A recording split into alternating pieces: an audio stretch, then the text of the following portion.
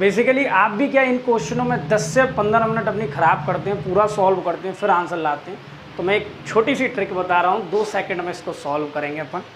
तो बेसिकली ऐसे क्वेश्चनों को अपनी लैंग्वेज में अपन बोल देते हैं बार वाले क्वेश्चन, या बेसिकली इनको बोलते हैं रिकरिंग क्वेश्चन, क्योंकि यहाँ पर जो ये रिपीट जो डिजिट है वो बार बार रिपीट होगी। बार का मतलब क्या है, जितने पर वैल्यू आ रही है वो रिपीट होगी। जैसे ये इतने 7 पर बार आ रहा है तो 7 बार बार रिपीट होगी, 407777, ओके।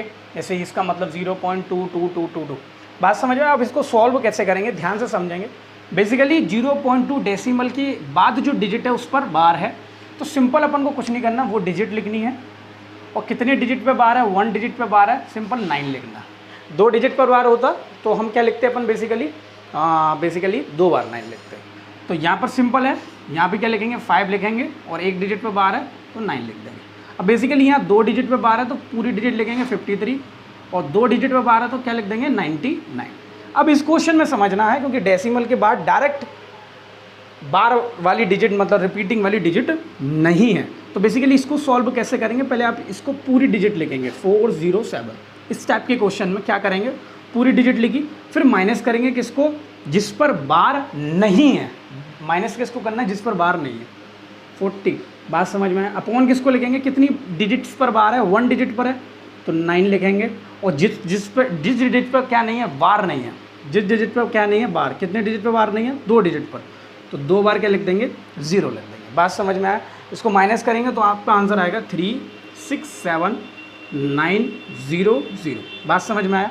अब इसको सॉल्व करते हैं। अगेन इस टाइप का क्वेश्चन देख लेते हैं, क्योंकि डेसिमल के बाद एक डिजिट भी दी है और डेसिमल के बाद पहले एक डिजिट भी दी है और उसके बाद बार नहीं दिया है। तो बेसिकली कैसे सॉल्व करेंगे ध्यान से समझेंगे।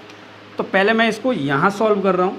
पहले आप इस टाइप का क्वेश्चन कैसे करेंगे, जब भी डेसिमल के बाद डिजिट नहीं देगा, कौन सी वाली, जिस पर बार है, तो पहले वो डिजिट लिखेंगे 1323। मतलब यहाँ भी डेसिमल के बाद डिजिट नहीं दी थी बार वाली। बात समझ में आया? तो पूरी डिजिट लिखनी है 1323।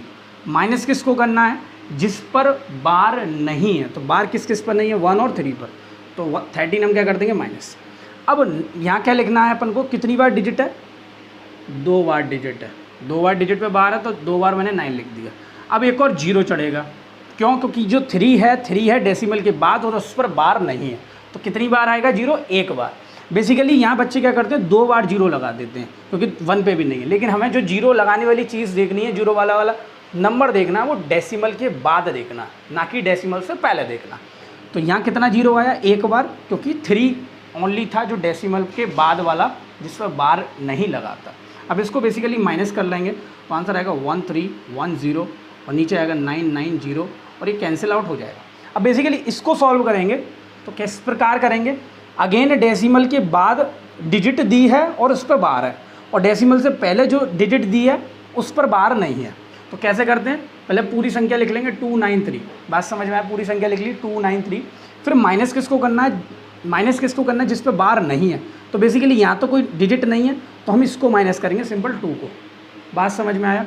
और नीचे किसको लिखेंगे, जिस पर बार आया है 99। क्या सर 0 लिखेंगे, 0 नहीं लिखेंगे, क्योंकि 0 किसके लिए लिखते हैं, जो डेसिमल के बाद डिजिट आनी चाहिए, अगर उस पर बार नहीं है उसके लिए 0 लिखते हैं। लेकिन बेसिकली यहाँ पर डेसिमल से पहले एक डिजिट दी है जिस पर बार नहीं है, तो 0 नहीं लिखेंगे, इसको माइनस करेंगे 291/99। जिसको काटेंगे 3 की टेबल से तो ये कटेगा 9 बार और ये कटेगा 7 बार अपॉन 33। तो आंसर आया इसका 97, मैं ऊपर लिख दे रहा हूँ 97/33।